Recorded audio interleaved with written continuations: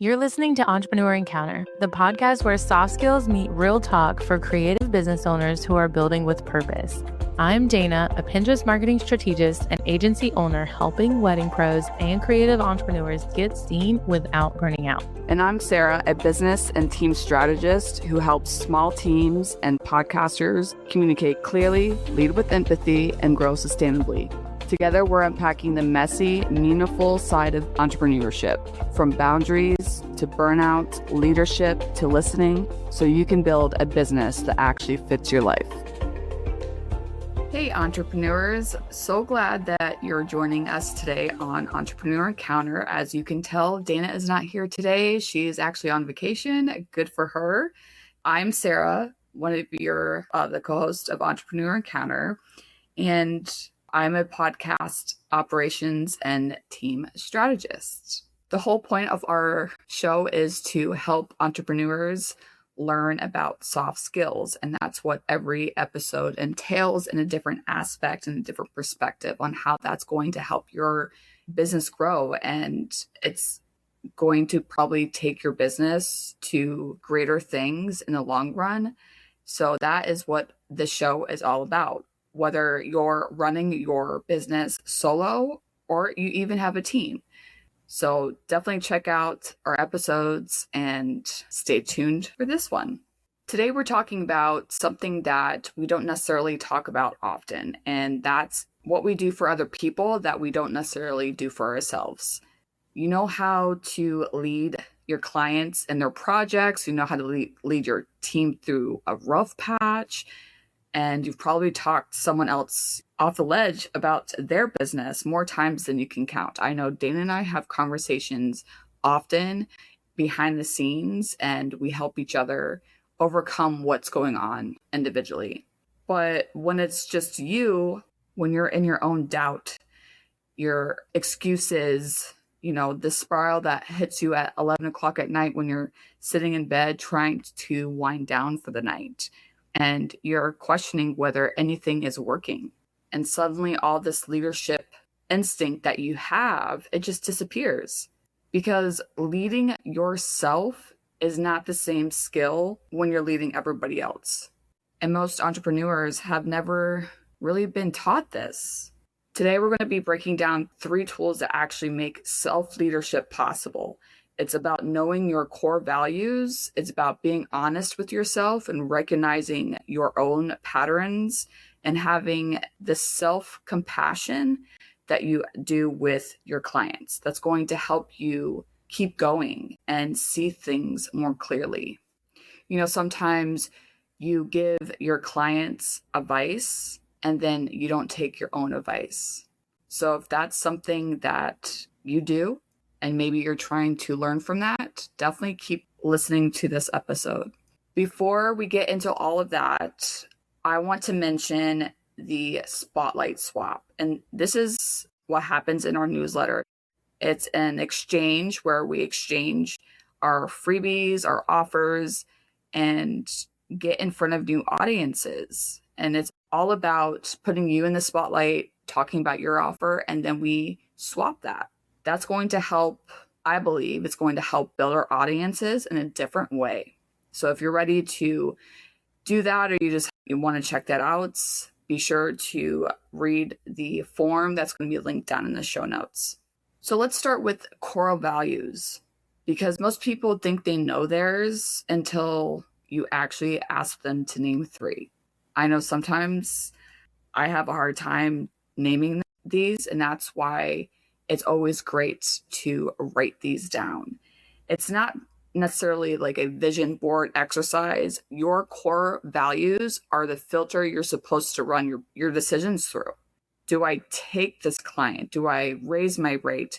Do I say yes to this collaboration? Without that filter, you're just going to react. It's not about being indecisive. You're not indecisive. You're deciding without a reference point. That's different, and it's flexible. So the shift that you can take before you make a big decision is ask yourself, does this actually line up with the value that I have? Or am I just avoiding discomfort right now? For example, my values are driven by humans, and I want to humanize the workplace, and I want to humanize the business. People first leadership. Because once you start growing your business and you grow your team, you have a team for a reason, and you need to make sure that you are there for them in some way, that you're helping them grow in that role that they're in, because you hire them for a reason. So when I am working with clients, I want to make sure that they actually care about their team, because I've been on teams when they don't care. They make a mistake, they want to let them go. There's a lot that goes into that, but that's just a little example of if you have what your values are, what your mission is, what do you believe in. You don't want to base your decision off of, yes, I want a new client, and just take a new client. You want to make sure they align with what you're doing, what your values are, what your mission is, because if you just say yes and you're stuck maybe in a contract for 3 months, 6 months, a year, and you're realizing that they're not a right fit for you, that is going to be a headache all in of itself for you and your client. That was the first tool. So what is the second tool? It's about self-recognition. This is the hardest one, honestly, because it means catching yourself in the act, not after the fact. And this is where you notice, oh, I do this every single launch when you're launching a new product or service, or I always undercharge when I'm scared, or you're procrastinating this exact same way because you don't want to have a hard conversation. So it's just this never-ending cycle of, well, I'm not going to do this because of this. So if you undercharge, and we talked about this in the last episode, like you have to know your worth. I know it sounds more simple than it is because it took me a long time to get there too. But when you start doing something out of your values, out of your confidence, it's going to help you not procrastinate. So when you have to have a hard conversation with a client, you can actually sit down with them and say, hey, this is what's going on. I see this. We should change this. Self-recognition is not about criticizing yourself. It's just accurate information. You can't lead a pattern you refuse to see. So if you know that something is not going right, and if you're just, let's use the procrastination example. If you just keep doing that and you refuse to see why you're procrastinating, you're not going to have the right information. You're taking yourself out of that discomfort and prolonging what should not be prolonged. And then the third tool is your self-compassion. And this is where it usually goes wrong, because once people see the pattern, they turn it into a reason to beat themselves up about it.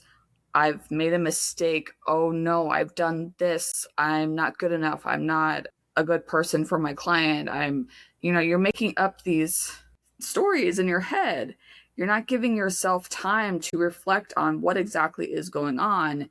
And it just another never-ending cycle. And this is backwards. Self-compassion isn't letting yourself off the hook. It's what exactly makes the change possible. So if you're ashamed of yourself, you're going to stay stuck. If you're not confident in yourself, you're going to stay stuck. If you keep making up these stories in your brain, you're going to stay stuck. Compassion is what is going to let you course correct without having to spiral. This, again, with every skill that you learn, it takes time. It takes conversation, and you have to be able to be willing to lead yourself. Because as an entrepreneur, nobody is going to tell you what to do. And that could be a little frightening. I know when I started my business, and many other entrepreneurs, we've come from being in the corporate, being in the 9-to-5, being in the office, where not necessarily being told what to do, but we know what to expect for the day. And sometimes, and when you're an entrepreneur, you are not going to expect what happens day to day. Yes, you have your tasks and you're doing what you're supposed to do, but you have to be willing to put in the effort to learn professional development, learn personal development, because it all intertwines together. So just practice it. When you are feeling some way, stop it in its tracks. Catch that feeling, name it, what is going on, and then have a conversation with yourself the way that you would talk to your client, and just go back and forth with yourself and kind of see like what's going on. Be self-aware. I'm feeling this way because of this. Look at the situation right now. What is going on? Why are you feeling this way? Like, what is that feeling? And what exactly is going on? If you have to write it down, if you have to go look in the mirror to talk to yourself, and if you want to talk to somebody about it as well, do that. So your core values are going to help you steer you in the right direction. It's going to help you with that self-recognition and catching the patterns of when something happens and you're like, oh wait, I'm going down to the spiral, but let's look at it. Let's stop. Let's figure it out. And self-compassion to actually change it. That's self-leadership. As time goes on, you can use this in your day-to-day life. This doesn't have to be necessarily in your business. But again, everything that happens professionally is going to be intertwined personally, especially like if you're working at home. Everything is at home. You're working in your office and you're upset because your client didn't give you the correct information, and now you're going to go sit on your couch and mope about it. Like, yes, it is hard to disconnect. But again, you have to go back to your values, self-recognition, and seeing that pattern and trying to figure out like, hey, like, I'm good at what I do. Let me just nip this in the butt to make sure that I'm good to go and I can sleep better tonight.